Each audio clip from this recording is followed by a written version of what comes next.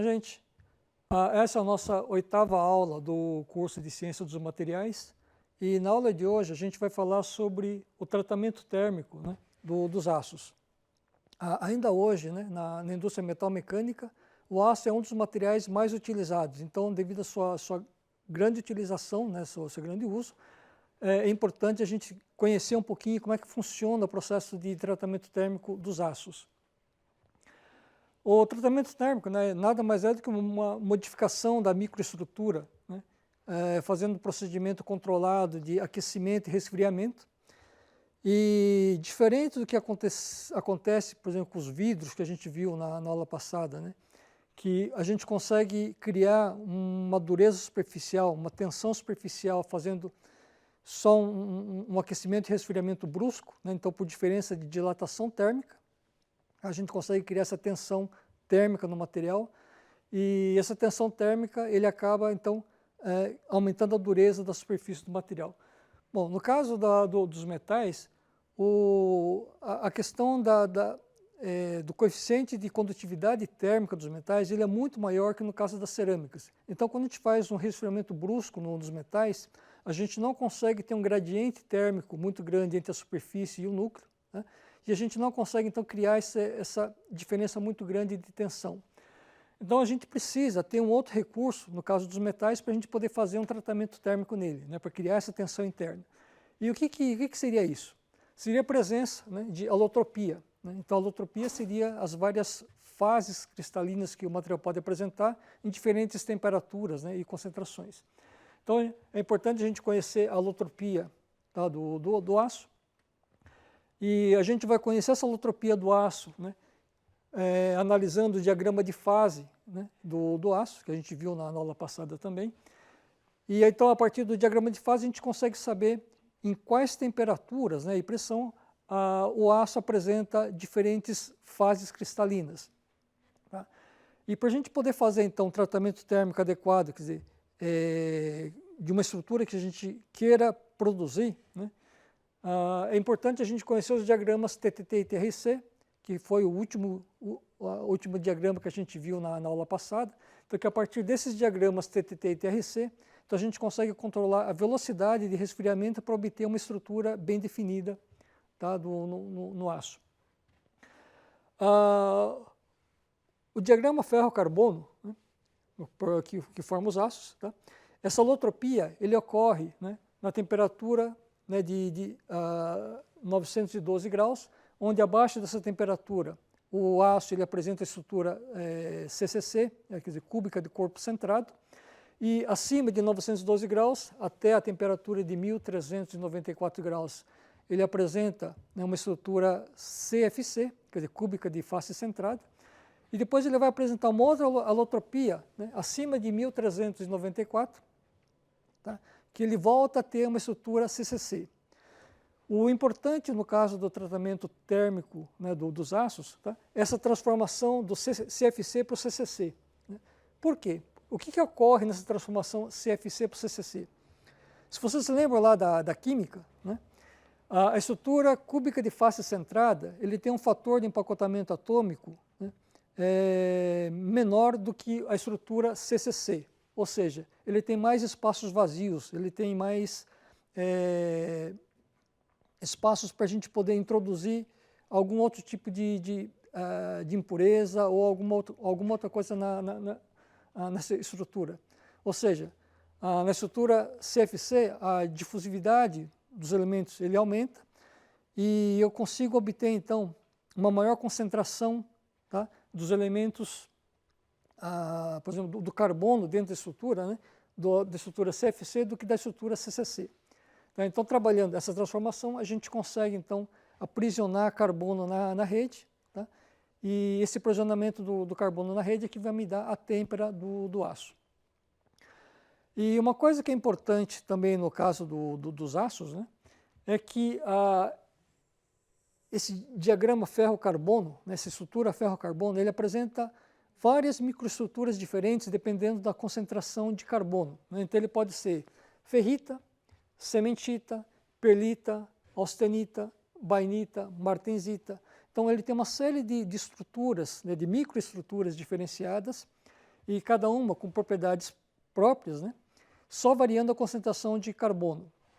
Tá? Então, isso é um fator importante na têmpera do aço. E dos tratamentos térmicos que a gente faz no aço, né, existem alguns tratamentos padronizados, né, que a gente chama, tá? Que é o tratamento de recozimento, tratamento de normalização, o tratamento de têmpera, né, o tratamento de austêmpera e o revenimento. Tá? Então a gente vai ver aí ao longo da aula de hoje o que vem a ser esses tratamentos e as diferenças que tem entre um e outro. Se vocês lembram lá do diagrama de fase do material, então para a gente descobrir quais são as alotropias, por exemplo, que o material apresenta, né? Aqui a gente tem a representação de um diagrama de fase do chumbo com o estanho, né? Onde se eu pegar uma concentração qualquer aqui no meio, né? uma composição definida, tá? E eu partir então essa liga do estado fundido, do estado líquido, e for fazer um resfriamento nela, eu vou observar que a estrutura dela vai passando de líquido, né? Ele começa a precipitar, né, uma fase nessa região, né? E a hora que ele chega nessa outra região, ele precipita, né, todo o líquido restante precipita numa fase sólida, tá? Formando duas fases distintas. Então a gente consegue observar, por exemplo, nesse tipo de diagrama aqui, para uma certa composição, que tipo de estrutura, né, de fases eu tenho, em quais temperaturas, tá, ele apresenta. Então esse é um dado importante para a gente poder fazer o tratamento térmico. Aqui só para mostrar um exemplo de como é que fica a microestrutura do aço quando a gente tem uma estrutura de ferrita, né? Aqui é uma mistura de ferrita mais perlita, onde a gente tem a ferrita nessa fase mais clara e a perlita na fase mais escura. Tá? Temos aqui uma estrutura de martensita, né, que na verdade a martensita é uma estrutura com excesso de carbono que fica tudo distorcido. Tá? Então ele tem forma acicular, tá? de agulhas, né? com bastante tensão residual. E aí que a gente tem a martensita revenida, né? Que o revenimento, na verdade, é um tratamento térmico de alívio de tensão, né? Onde a gente diminui uma série de tensões que estão muito acumuladas na estrutura martensítica, e isso faz com que o carbono que está aqui aprisionado nessa estrutura, ele consiga difundir, tá? E formar como se fosse glóbulos, né? de grafite, tá? Nessa estrutura martensítica, que a gente chama de martensítica revenida. Então essa estrutura tem muito menos tensão interna, tá? Mas mantém aí uma dureza boa para vários tipos de aplicações. Bom, esse aqui é um diagrama de fase do sistema ferro-carbono, né? E normalmente o diagrama de fase do sistema ferro-carbono a gente representa só até os 6,7% de carbono, né? Que a partir do 6,7% a estrutura ela praticamente mantém a mesma, de cementita mais glóbulos de grafite, né? Precipitado, onde a gente vai só aumentando a quantidade de grafite no material. E como começa a aumentar muito a quantidade de grafite, em termos de propriedade mecânica, né, ele acaba deteriorando um pouco a propriedade mecânica do aço, então a gente não faz muito uso, né, de aços, né, com uma concentração muito maior que os 6,7% de carbono. O aço que a gente trabalha, tá, normalmente é um aço que ele vai trabalha nessa região entre 0,02% de carbono até 2,1% de carbono. Né? E aqui a gente tem, nesse ponto, né, onde eu tenho aqui uma fase sólida, né, que abaixando a temperatura, nesse ponto ele transforma em outra fase. Tá? Então eu tenho uma modificação, uma transformação de fase, são fases sólidas, tá? Que a gente chama de ponto eutetoide. Tá? Aqui na concentração de carbono de 0,76% de carbono.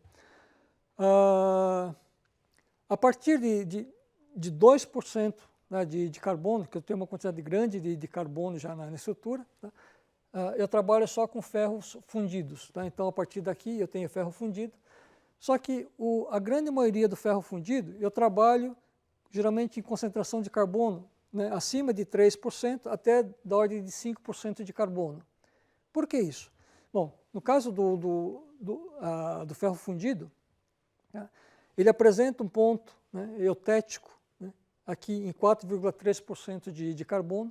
Se vocês lembram lá do que foi comentado do ponto eutético, tá? É que eu tenho uma fase líquida que transforma em sólido. Tá? E o ponto eutético é o ponto de concentração, né?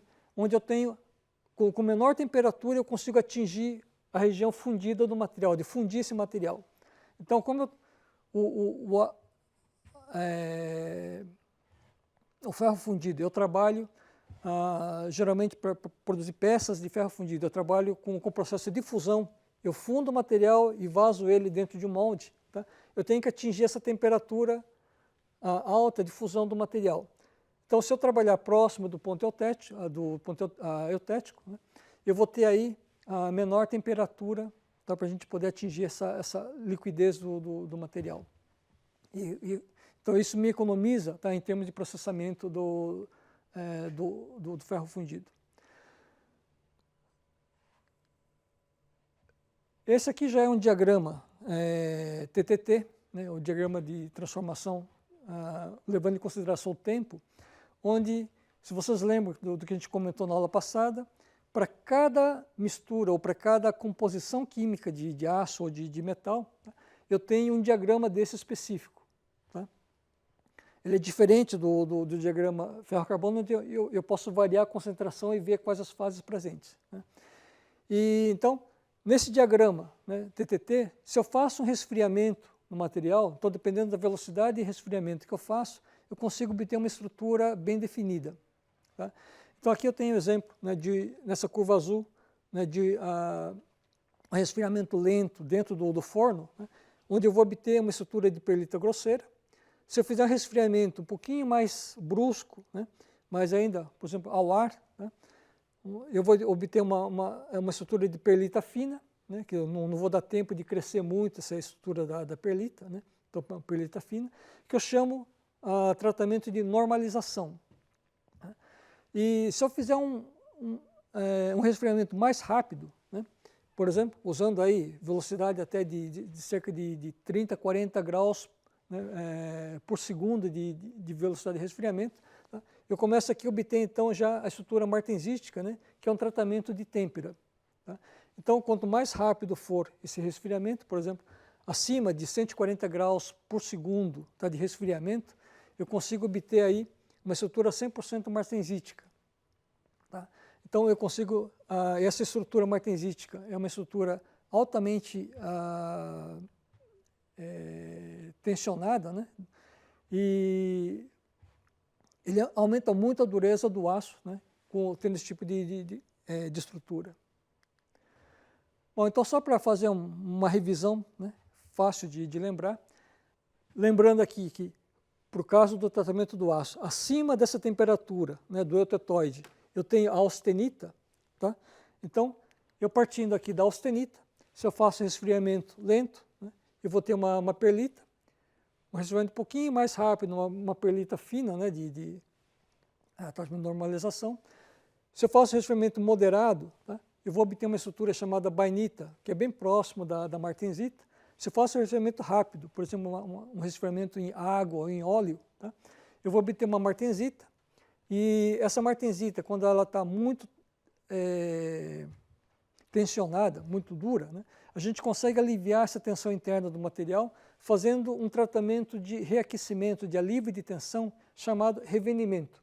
Tá? Então, esse reaquecimento é o processo de revenimento e a gente vai obter, então, uma martensítica revenida. Tá? Então, essas são os principais tipos de aços, tá, que a gente consegue obter com tratamento térmico. Aqui no caso do ferro fundido, né, então que eu estou trabalhando em concentrações acima de 3%, entre 3% a próximo de 5% de carbono, também variando a velocidade de resfriamento, eu obtenho estruturas diferenciadas. Né, e quanto mais lento, né, for esse resfriamento, eu dou mais tempo do carbono de segregar na estrutura. Tá? Então, quer dizer, se eu dou tempo do carbono segregar, a quantidade de carbono que fica preso dentro da estrutura do aço, né, ele diminui, então ele fica com o aço mais maleável.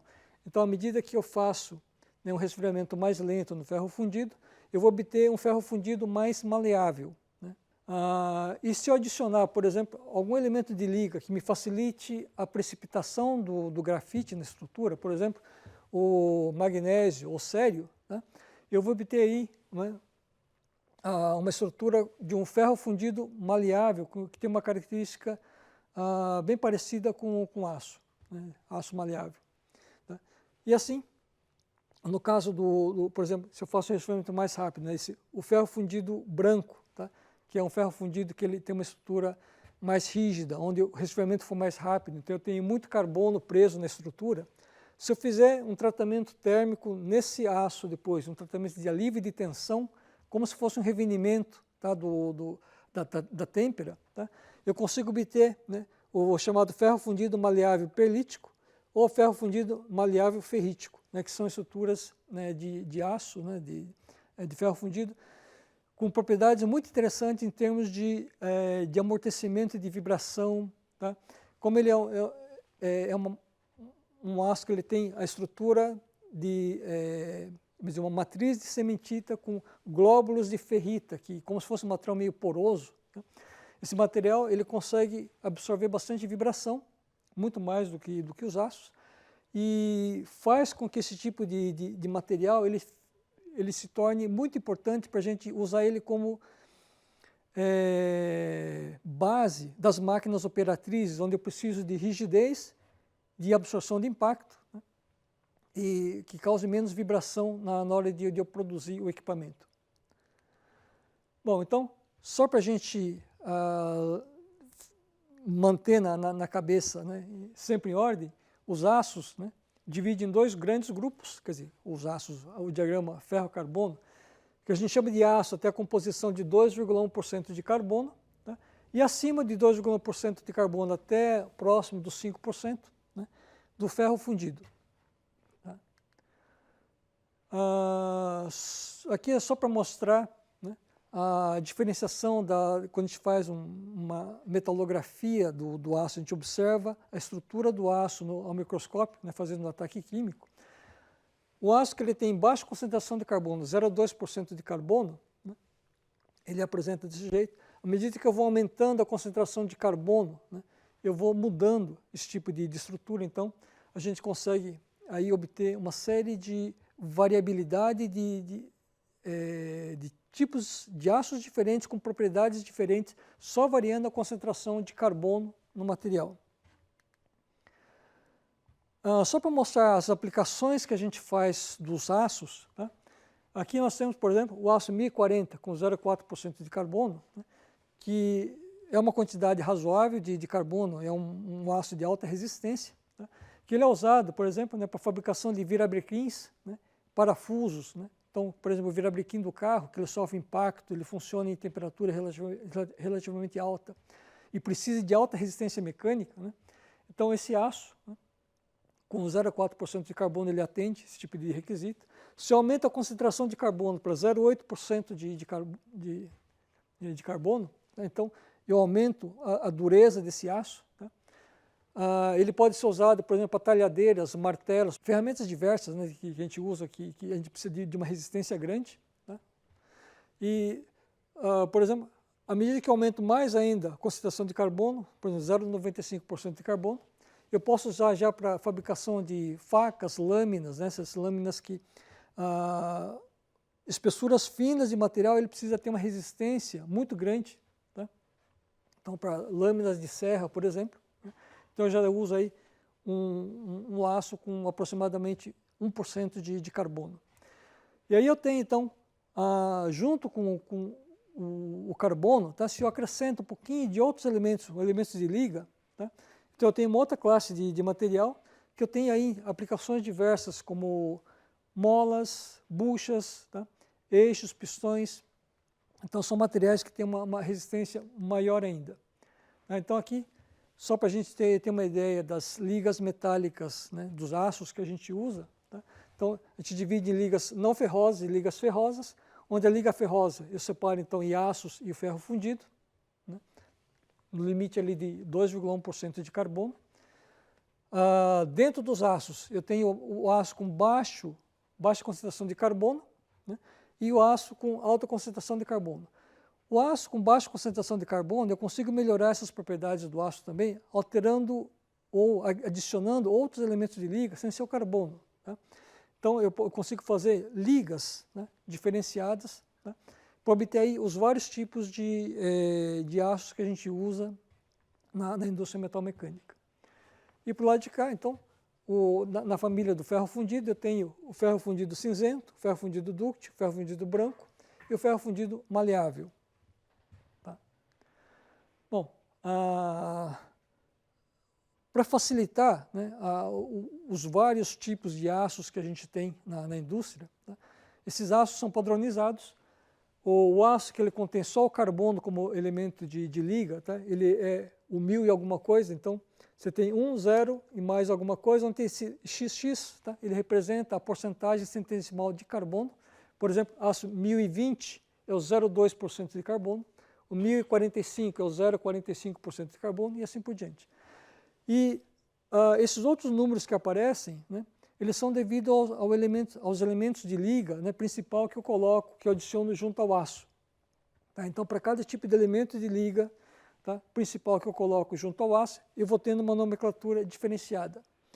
Então, assim como eu tenho para o aço, eu tenho para o alumínio e para os outros elementos de liga. Então, no caso, por exemplo, do alumínio, né, se eu tiver alumínio puro, ele também usa essa nomenclatura de 1XXX, tá, que é o alumínio puro. Então, só tenho 1 na frente. Se eu utilizar o cobre como elemento de liga principal junto ao alumínio, eu uso 2. Se for manganês, 3. Silício, 4 e assim por diante. Então, dependendo do elemento de liga que faz, tá, a composição junto com o alumínio, eu tenho aí uma nomenclatura mais adequada. Eu tinha mostrado algumas aplicações do aço, tá? E aqui então a gente tem algumas aplicações para as ligas de alumínio. Então, no caso, né, do alumínio puro, ou o alumínio comercialmente puro, que é dito puro, tá? Geralmente ele é feito para contatos elétricos, né? A gente tem fiação elétrica hoje muito utilizada no lugar do cobre, né? Então, o alumínio também é um bom condutor elétrico, tá? E a grande vantagem do alumínio é que ele é pouco denso. Então, como ele é um elemento leve, tá? Ele é fácil de esticar o cabo de alumínio. Então, a gente tem aí as várias aplicações, tá, dos alumínios, inclusive, por exemplo, o alumínio que é usado para pistões, né, dentro de motores, né? Então, ele é feito, né, é um alumínio que tem silício junto para aumentar a resistência do alumínio, principalmente a resistência térmica do alumínio, tá? E assim por diante. Dentro desse processo de tratamento térmico, tá, quando a gente faz o resfriamento do material, tá, e esse resfriamento a gente faz um resfriamento não termodinâmico, o que acontece é que eu pego uma estrutura de alta temperatura e eu consigo obter essa estrutura de alta temperatura na temperatura ambiente se eu fizer um resfriamento rápido. Então ele fica no estado metaestável, que a gente chama de metaestável. E geralmente esse estado metaestável, tá, ele apresenta uma quantidade de elementos, né, acima da solubilização para aquela temperatura. Então, por exemplo, né, se eu tenho aqui um certo elemento que eu faço um resfriamento brusco, né, um resfriamento rápido, eu crio uma estrutura metaestável, né, que ele deveria separar em duas fases diferentes, mas ele vira uma única fase. Só que como ele está instável, tá, se eu colocar qualquer coisa nele, ou ao longo do tempo, ou variações de temperatura, ou variações de tensões no material, ele começa a precipitar, né, esse material de segunda fase. Tá? E essa precipitação, né, ele causa o endurecimento da estrutura, que a gente chama, né, de endurecimento por solubilização ou por precipitação ou envelhecimento. Junto com o tratamento térmico, existe um outro tratamento que é importante a gente salientar, que são os tratamentos termoquímicos, né? Então, o que é isso? O tratamento termoquímico nada mais é do que a adição de um segundo elemento, né, que eu introduzo por difusão em alta temperatura. Então, no caso dos aços, tá, esse tratamento termoquímico ele é feito pela adição de carbono. Então, eu coloco uma quantidade extra de carbono no material, tá? Então ele chama de cementação ou carbonetação. Se eu colocar o nitrogênio, né, eu vou fazer um processo de nitretação. A carbonitretação, né, é um conjunto de carbono mais nitrogênio que eu adiciono na estrutura. E eu posso fazer a boretação, então adicionar boro na estrutura. Tá? Então, a adição desses elementos em alta temperatura, que aumenta a concentração desse elemento, eu faço, né, uma série de modificações na microestrutura muito interessante. O que eu digo de interessante? Bom, no caso essa adição do material a essa alta temperatura, ele ocorre por difusão. Então, a gente já viu lá no comecinho que a presença de defeitos na estrutura, né, ele aumenta a difusão do material. Então, quando eu tenho dois elementos diferentes, próximos um do outro, a alta temperatura, eu vou ter trocas, né, de átomos. Por exemplo, cobre com níquel, eu vou ter átomos de níquel vindo para dentro do cobre e átomos de cobre indo para dentro do níquel. Né? Então, eu vou ter aqui uma região de interdifusão, tá, onde eu vou ter um gradiente de cobre dentro do níquel e um gradiente de níquel dentro do cobre. Né? E isso acontece com vários elementos de liga. Tá? E essa difusão, ela depende do quê? Bom, ela depende da reatividade química dos dois elementos, depende, por exemplo, do tamanho dos elementos. Né? Geralmente, o átomo, quando é pequeno, ele consegue difundir muito mais rápido para dentro da outra estrutura. Tá? Então, Arrhenius, né, ele montou um gráfico, ele fez uma série de estudos, né, vendo a difusão de um elemento no outro.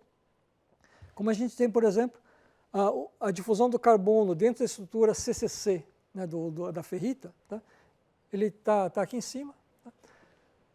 Quando eu mudo a estrutura, né, da ferrita, por exemplo, para a estrutura austenítica, né, do CFC, tá? Eu diminuo essa difusão. Então, dependendo da estrutura que você tem, você vai ter um coeficiente de difusão diferente.